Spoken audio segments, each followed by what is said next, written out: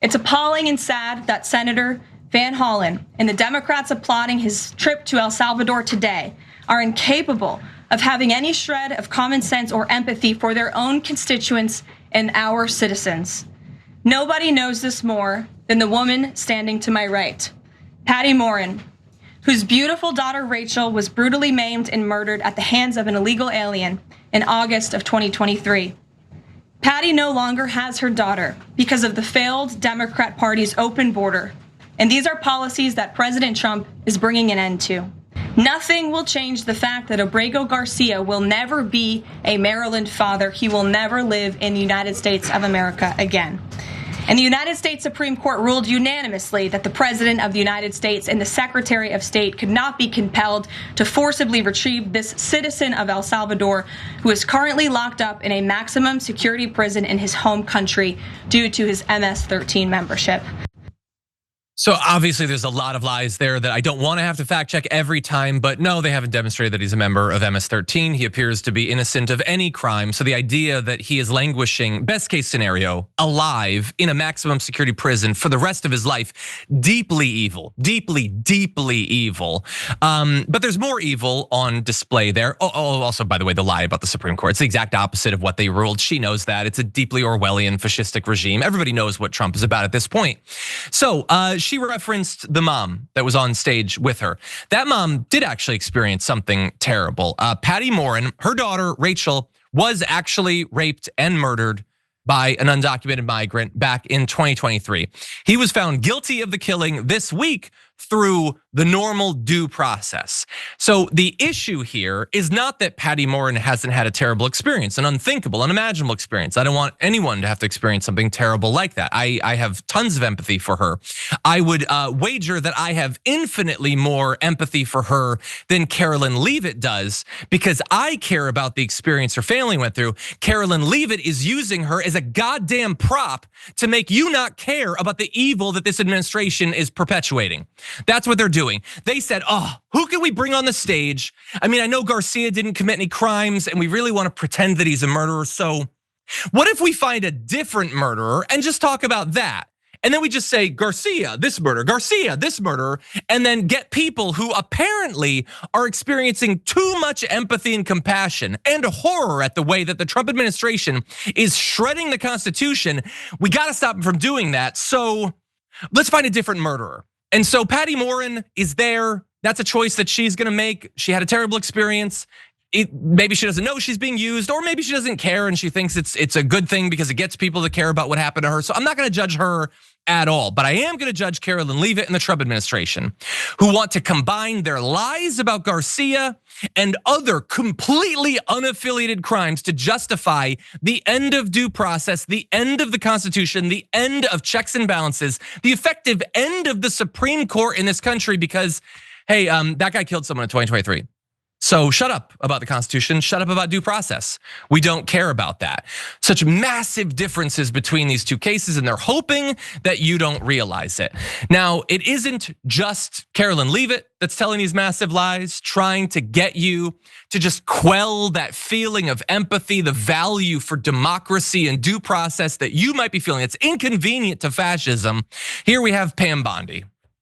He is sitting in a prison, and every American should be thanking President Trump tonight, and every liberal journalist who has called him a Maryland man and saying he was rightfully in this country should be apologizing tonight to President Trump. Maryland is safer because he is gone, and that woman that he is married to and that child he had with her, they are safer tonight because he is out of our country and sitting in El Salvador where he belongs. I chafe at the language restrictions that we have here. We're on a linear platform. It's the way that it works because all I want to do right now is scream a 4-letter word loud enough to shatter every electronic device in the studio. Pam Bondi, go F yourself all the way to the ends of the universe and the end of time itself. She is the serious one. She's the responsible one. Oh, Matt Gaetz, he's an extremist. No, we got an actual lawyer and we got Pam Bondi. Screw Pam Bondi. She is as evil as every other one of these people, saying that the wife and that child he had with her, his kid. That's how you talk about a kid. You know how? And I know because I have a goddamn kid. His child, his kid, not that child he had with her. They're better off because this man who has not been shown to have committed a single crime might be dead in prison right now. So at the same time that Karoline Leavitt is bringing up a mom who lost her child and being like, just think of the families, think of the mothers, shut up about the Constitution, think of the mothers. Yeah, that mother, wife of Garcia, she should be thanking her lucky stars she'll never see her husband again. That kid should be kissing my feet because her father's probably dead at this point. This, I understand that not nearly as many people care about this story as I think should. I understand that every video, and we've put out a lot about them, nobody cares and nobody watches it. I don't care. I don't care. This is evil, plain and simple. We don't need a better word for it because the word evil exists. These people are utterly reprehensible. They deserve nothing but your disdain and your disgust and your tireless efforts to get them the hell out of power. Okay? Every one of us, I understand better than most how utterly demoralizing every day of this is. I'm tracking it every day. But please do not shy away from this because these people have to be taken out of power. Of power, I'm saying it. Don't lock me up in a hole in El Salvador because I said you should be taken out. We're on the left, we're not the violent ones, okay? We're not the ones trying to take out Donald Trump, but Jesus Christ.